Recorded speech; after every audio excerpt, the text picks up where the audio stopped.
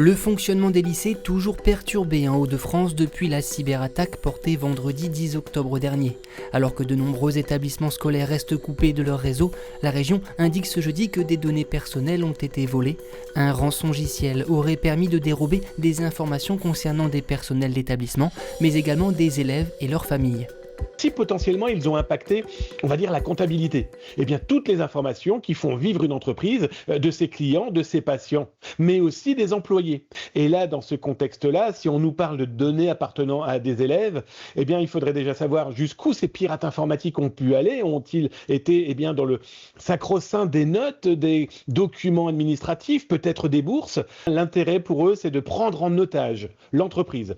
Parce que une fois qu'ils ont tout copié, ils bloquent l'intégralité de l'informatique et ils disent, voilà, maintenant si vous souhaitez qu'on vous rende votre informatique, payez-nous. Dans 80% des lycées de la région Hauts-de-France, plus question d'allumer les ordinateurs et d'accéder aux plateformes administratives. On a toute la gestion, par exemple, financière.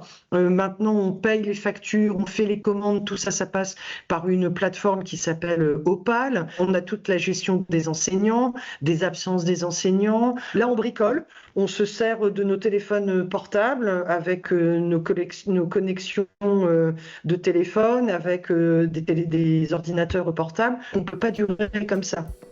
Selon le communiqué de la région Hauts-de-France, les autorités académiques déploient en ce moment un parc informatique sécurisé.